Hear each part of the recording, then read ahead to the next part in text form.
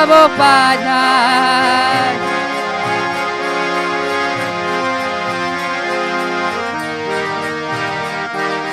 Nitai Gaur Hari Bol,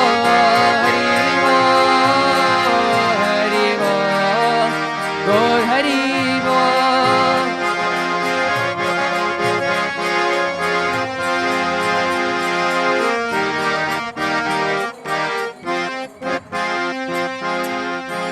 Shri Radha Madhava Sasaki Vrinda ki, Shri Prabhupada ki.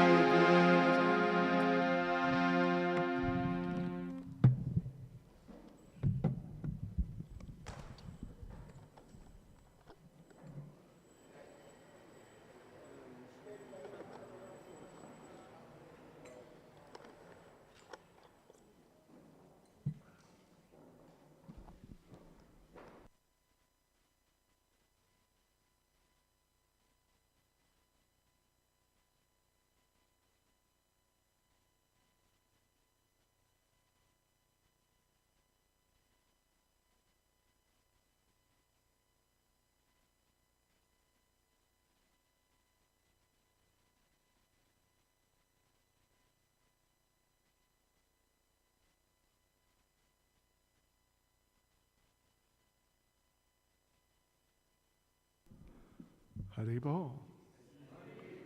Hare Krishna. Well, I'm very happy to be here with you all again and again and again. It's just really nice. And I must say, you look so nice with masks on. They just suit you. And you know, some of you got such nice masks. It's beautiful. Really, we should have a beauty contest, sort of something like that. Well, you know, devotees, His Grace Prabhanu Prabhu, our fearless leader here, well, first of all, it's his birthday today.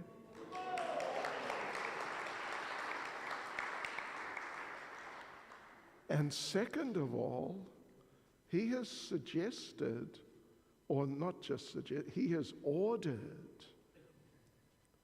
that we address a particular subject, it's a really good one.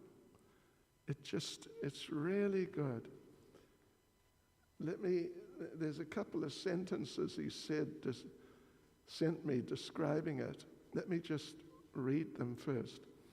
Is there a way of understanding how we are progressing in our bhakti? Is there a yardstick? What can we do to increase our bhakti?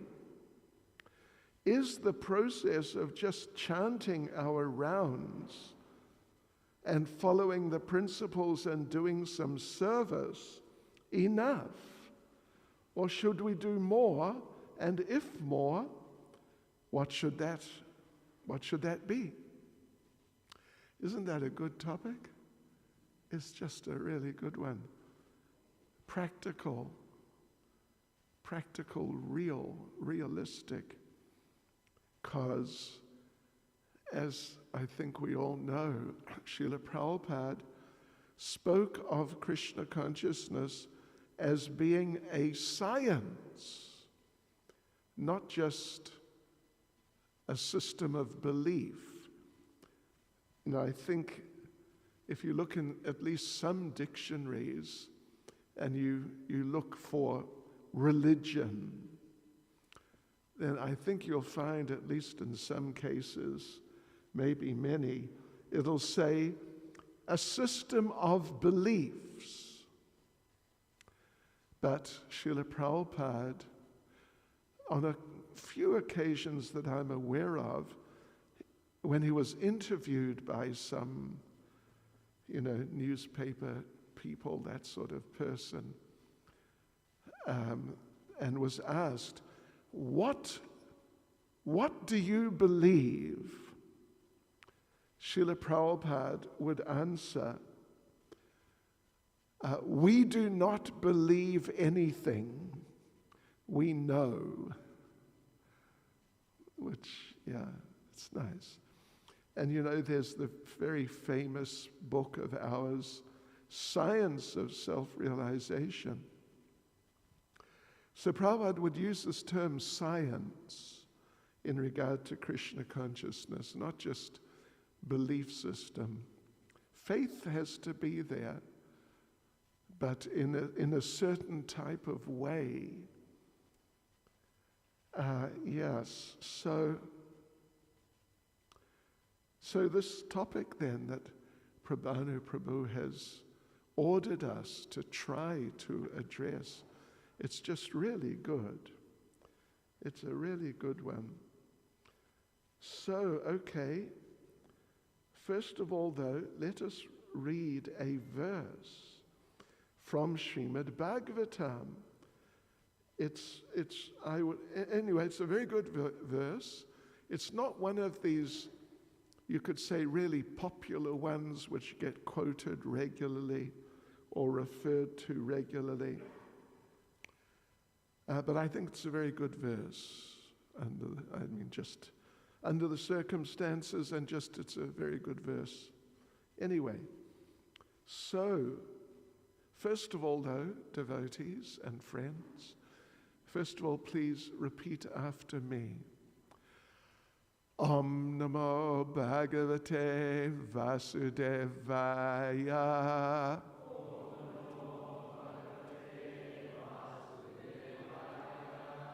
Om Namo Bhagavate Vasudevaya.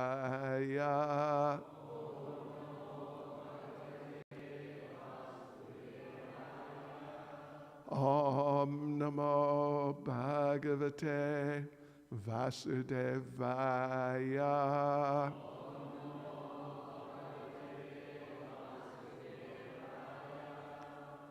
Yes, so this is now verse 5th canto, chapter 12, conversation between Maharaj Rahugana and Jad Bharat. And it's verse number 16. Tasmanaro sanga susanga jata jnanasine haiva vivrikna moha harim tadiha katana shrutabhyam labdhasmritiryat yati param advana. And the translation. Simply by associating with exalted devotees, anyone can attain perfection of knowledge, and with the sword of knowledge can cut to pieces the illusory associations within this material world. Through the association of devotees, one can engage in the service of the Lord by hearing and chanting, Shravanam Kirtanam. Thus, one can revive his dormant Krishna consciousness and, sticking to the cultivation of Krishna consciousness, return home back to Godhead, even in this life. Yes, so there's a short purport here by Srila Prabhupada. To become liberated from material bondage, one must give up the association of worldly people and accept the association of devotees. Positive and negative processes are mentioned in this regard. Through the association of devotees, one develops Krishna consciousness. This Krishna consciousness movement is giving them in Krishna consciousness turn back home of the Lord by hearing and chanting, Shravanam Kirtanam. Thus, one looking to the cultivation of Krishna consciousness, Nama Om Pracharane. Chaitanya Prabhu Nityananda Yo Vaishnavebhyo Namo Namaha. Srila Prabhupada Ki Jai. Yes, so I thought that verse was relevant. I mean, it's not precisely addressing the particular subject, but it's very relevant. It's related very nicely. And like I said, it's a very important subject.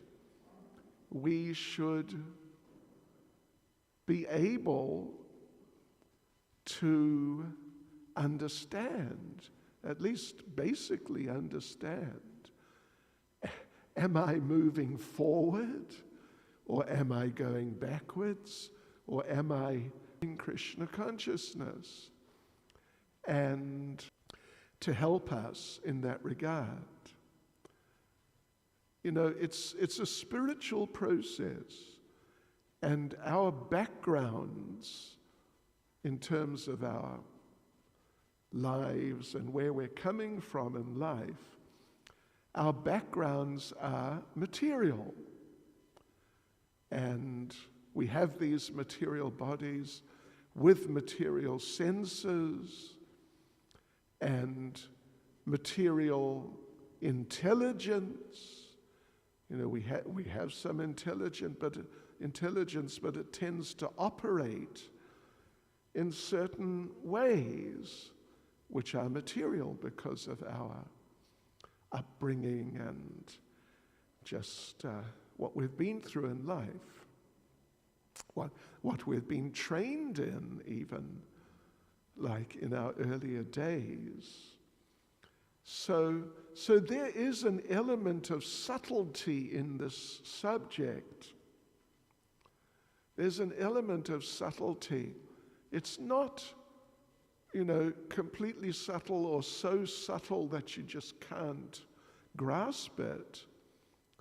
But it's not like totally, always just totally obvious as progress in certain material subject matters would tend to be. Like if you're trying, for example, if you're trying to learn a language, I mean, there's certainly some subtlety in it, but you can generally have some idea, a pretty good idea, if you're making progress or not. If your vocabulary is increasing and your ability to use the language is increasing. Or, you know, just a subject like mathematics or any of these material subjects, it's usually pretty clear, fairly clear, whether you're making progress or not. But Krishna consciousness is transcendental. And we may not be so transcendental ourselves, not completely. And as a result, like I said, there's some subtlety there. But let's start at the beginning of the subject. How can you tell if you're making some progress? If you're making progress, let's start with something that Srila Prabhupada mentioned a lot of times. And I looked it up before we left the Radharanath temple. I did a little research on the subject, looking through things on the computer. And you know, the yardstick, the very broad and general yardstick which Srila Prabhupada spoke of on many occasions but it's just the beginning of the subject matter actually, but it's a very good beginning, is you can tell if you're making progress if you are becoming more detached, particularly from eating and sleeping. What do you think? Anyway, Prabhupada spoke of that really quite a number of times. So let's just look at this sort of subject, this aspect of it. We know that there are 4 types of activities which human beings do, which they have in common with the animals. Yes, eating, sleeping, mating, defending. And that group of activities Srila Prabhupada also talked about really a lot. And just like the animals eat, sleep, mate, and defend, human beings do too.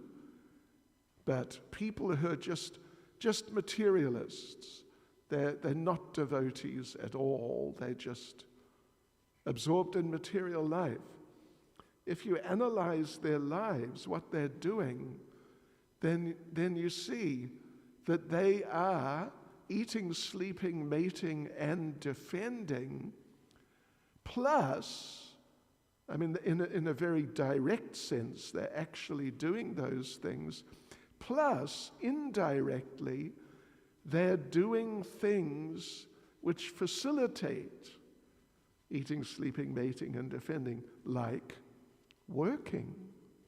They're working in order to get money so they can eat, have a place to sleep, and a place to mate, and, some sort of security facilities. I remember in the bad old days, we were visiting the Free State sometimes to raise funds for the building of Radha Radhanath. And I remember oftentimes we would go door to door, and the doors would be just open. There would not even be a fence or a wall or something of that sort around the house. It was just open. Anyone, if they wanted, could just walk straight onto the property, and oftentimes the actual door, front door, would just be open. Yeah. So, anyway, those were the bad old days. I mean, they were bad in many ways, of course. Now the good new days where you got to watch out. You just got to really watch out. Gee whiz. Anyway, so defense. Yes, eating, sleeping, mating, and defending.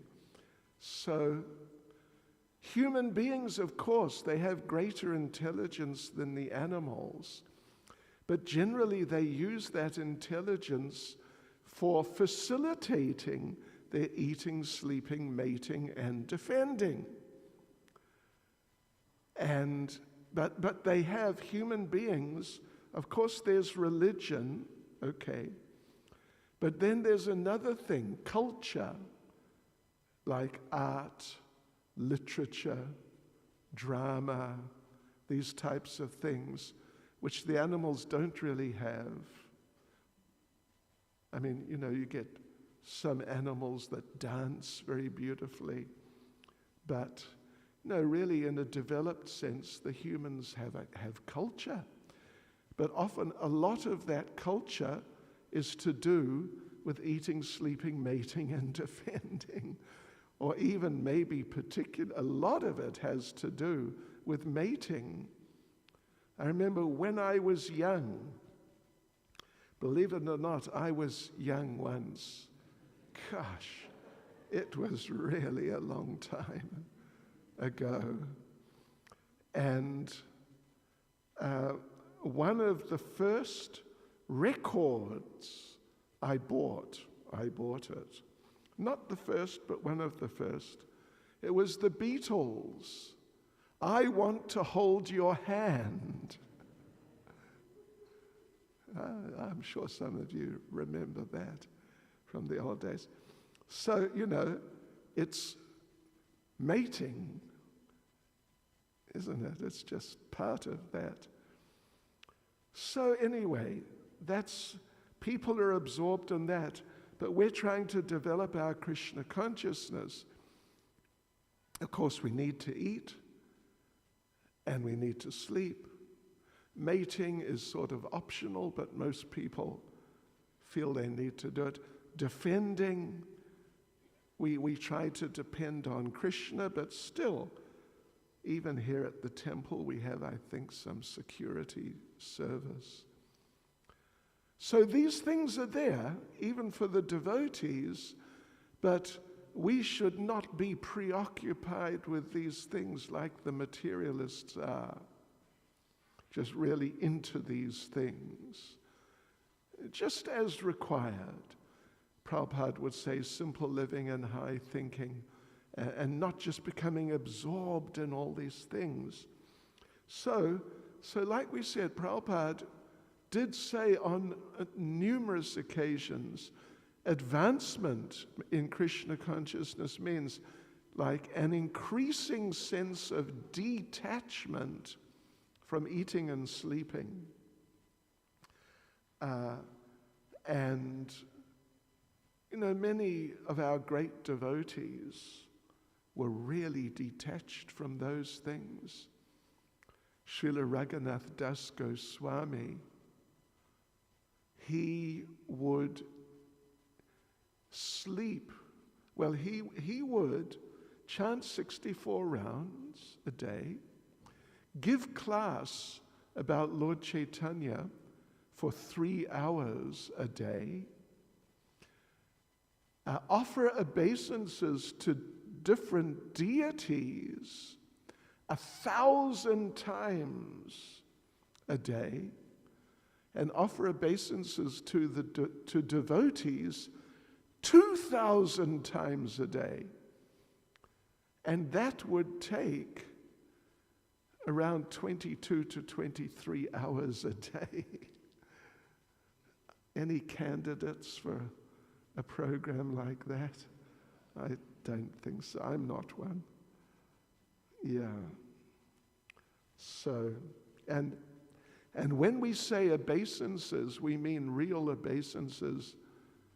I mean, like dandavats flat out on the ground.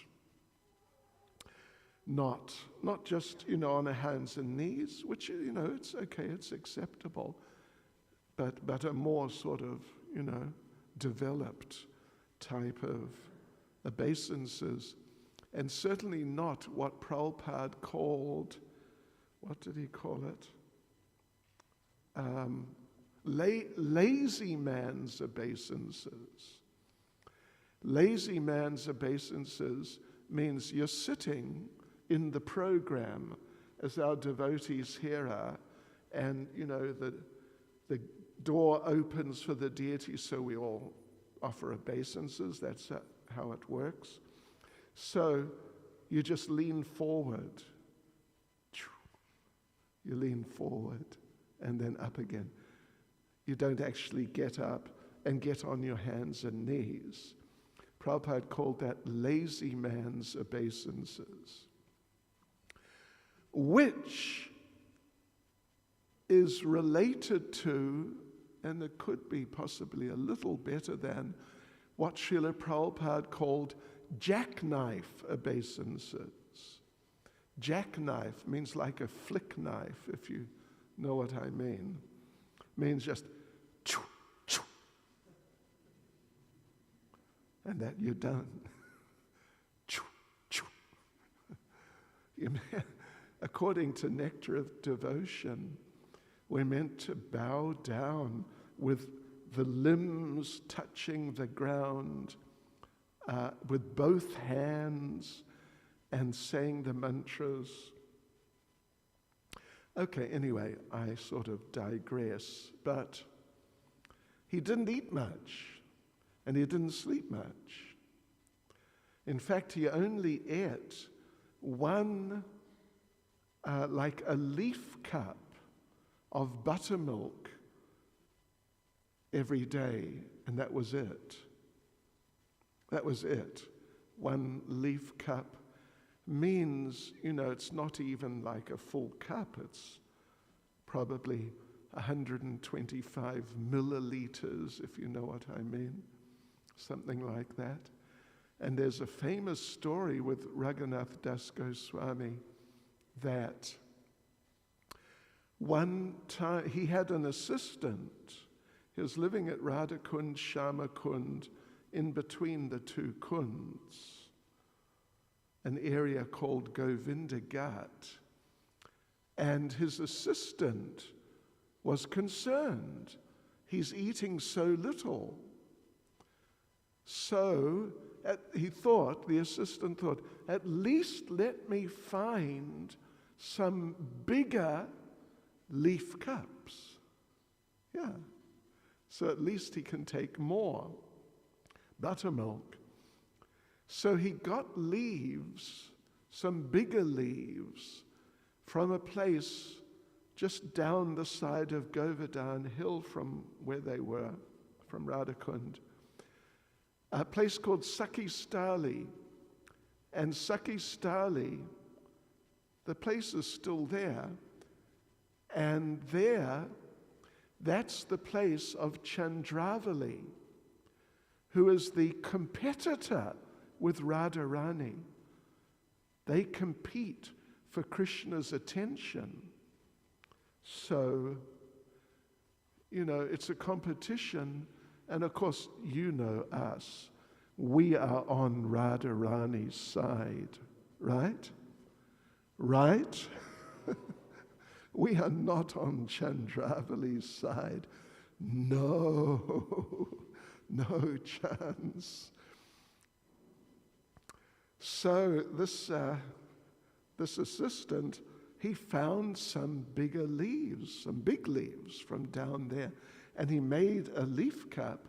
And the next morning, he brought Raghunath Das Goswami this bigger, really quite bigger leaf cup with more buttermilk, and presented it to him. And Raghunath Das Goswami looked at it and said, "Where'd you get the leaf cup from?" And the assistant said, "From Sakistali." And Raghunath Das Goswami said, "You mean Chandravali's place?" "Yes." And Raghunath Das Goswami just threw it away and said, "I will not take anything from the place of Chandravali." And he didn't eat that day. So, we're on Radharani's side, and Raghunath Das Goswami is one of the leaders of our side. So anyway,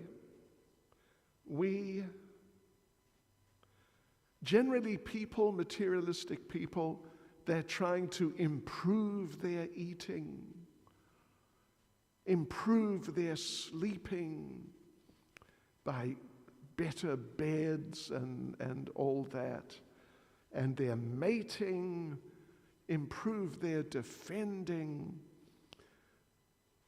But the more you get into these things, you increase the fever of material life. It's like a fever. I've got to get more and do more and acquire more. That's the fever of material life.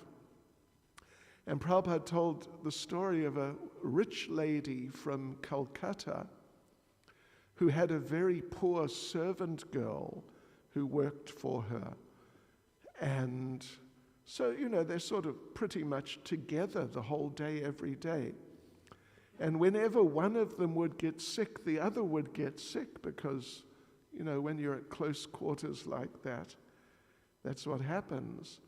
So one day they both got a fever and they called the doctor, and the doctor came and he found that the rich lady's fever, her temperature was, I don't know, what's a high temperature? 39?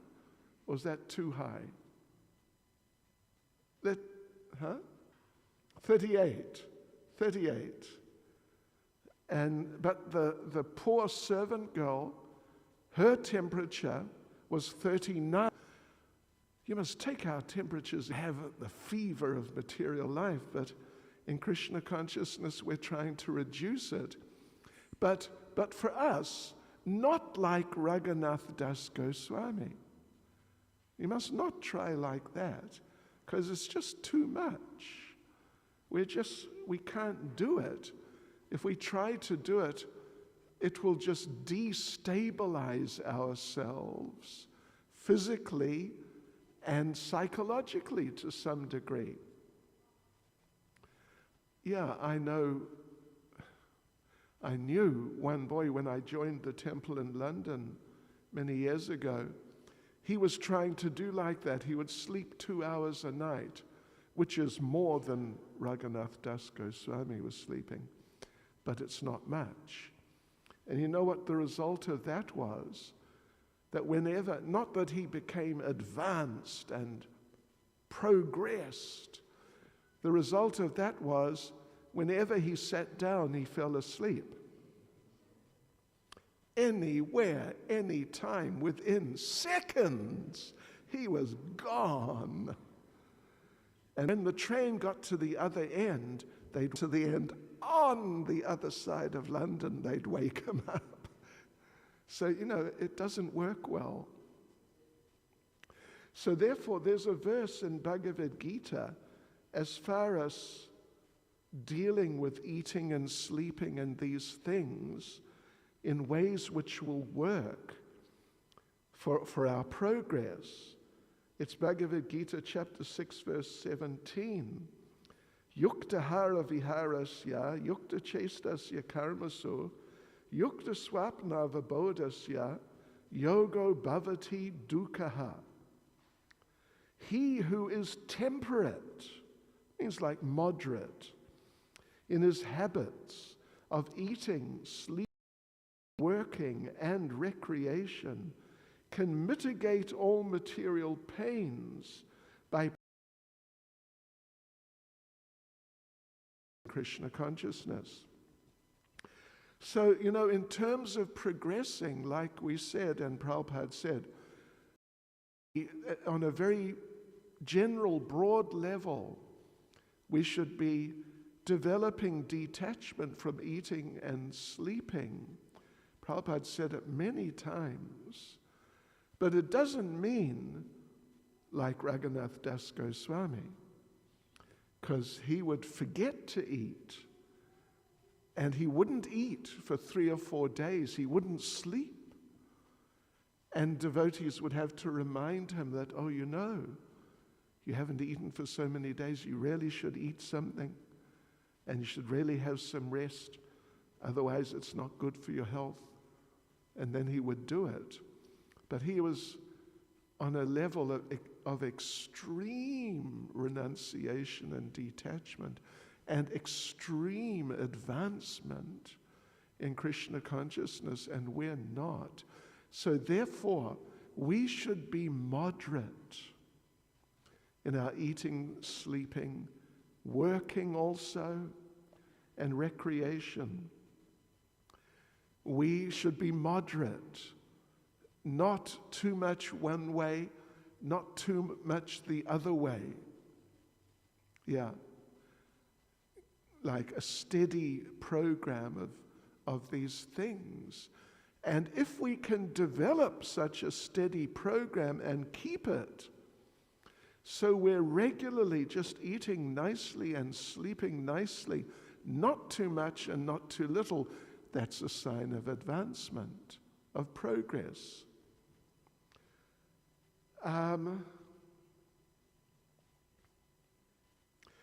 to get into more sort of specific things and more detail, I want to just read, but just take a couple of items from Srila Vishwanath Chakravarti Thakur, Madhurya Kadambini. He talks about unsteady practice of devotional service.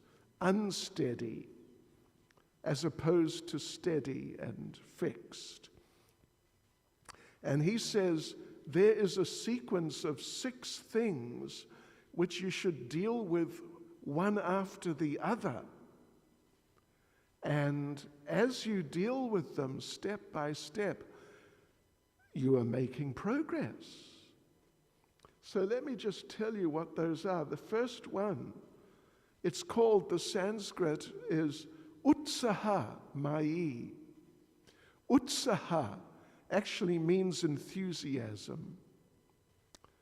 But Mai comes from the word Maya. And you know what Maya means, right? Illusion. Illusory enthusiasm. Yeah, it's not really, it doesn't really have a foundation. It's not stable. It's not strong. Then I'll say a few words about each of these. Let me just run through the list first. So as you overcome that, then you come to the second, it's like challenge, propensity to be unstable. It's called Gana Tarala, which means sporadic endeavor, sort of on and off, and then on and off, not steady. Then the third one is Vyuddha Vikalpa, indecision. What shall I do? Shall I go to Radha Radhanath temple for the program, or shall I come to New Jagannath Puri? Or, anyway, just inability to make decisions in your spiritual life. Then the fourth one is called Vishaya Sangara. Vishaya means sense gratification, material enjoyment. And Sangara, in this context, means like battle, war. You're fighting with your tendencies to enjoy material activity and material life. You're fighting with them as you're trying to become Krishna conscious. And then the fifth one, niyamakshama. Niyama means rules. Actually, it means positive rules that do this. Niyama. Yama means negative rules. So niyamakshama, the inability to uphold vows. The inability to uphold vows. You take vows, I will do this for my Krishna consciousness, but you can't maintain it. And then the last one, the sixth one, Taranga Rangani. Ranga means, in this context, waves, as in the ocean. So it means, Taranga Rangani means enjoying the waves of Krishna consciousness. So getting over these things, step by step, that means you're making progress. And here we're talking about how will we know if we're making progress or not. Let's just say something about utsaha mai, illusory enthusiasm.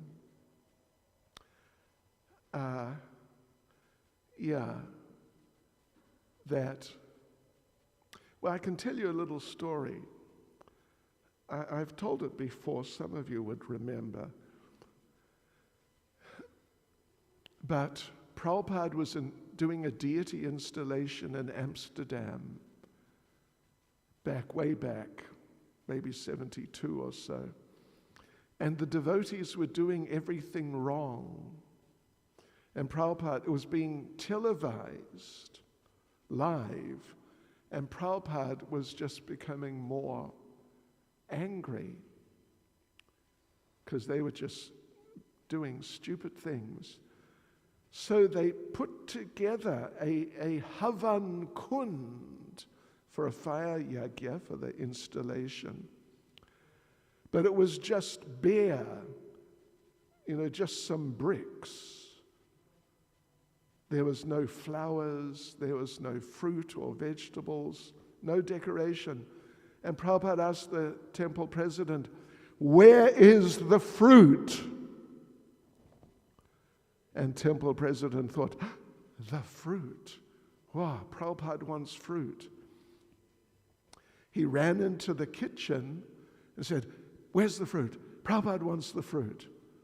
Devotees and friends, they cut up a fruit salad for Prabhupada to eat. A nice big bowl in 2 minutes.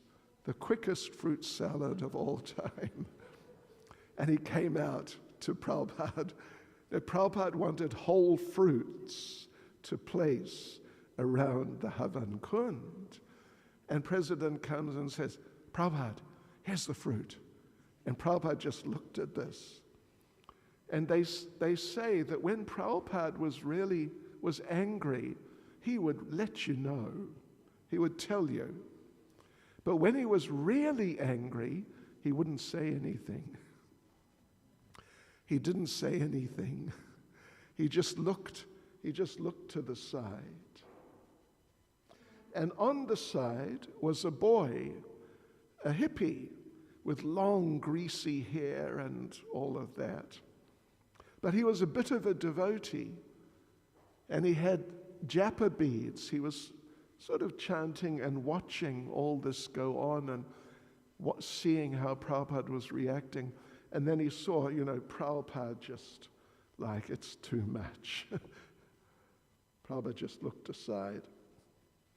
And the boy leant over. Don't forget, the point is about illusory enthusiasm. It means we're enthusiastic to do something, but we shouldn't do that. It's just not the right thing. Very immature enthusiasm. So the boy leant over to Srila Prabhupada as Prabhupada is sitting there, obviously frustrated. And the boy said to Prabhupada, he leant over and said, "Srila Prabhupada, just chant Hare Krishna."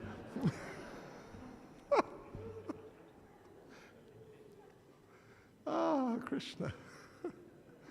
You don't do that. You just don't do that. It's just like foolish enthusiasm. But Prabhupada looked at him. Prabhupada would sometimes just look at people like, "Who are you?" And Prabhupada picked up his beads and started chanting Hari Bol. So the more you can overcome that immature enthusiasm, where you're enthusiastic about things you shouldn't do, or you're enthusiastic to do something but you don't know how to do it, so you do it wrong. If you can overcome that, you're making some progress. Next one is Ganatarala.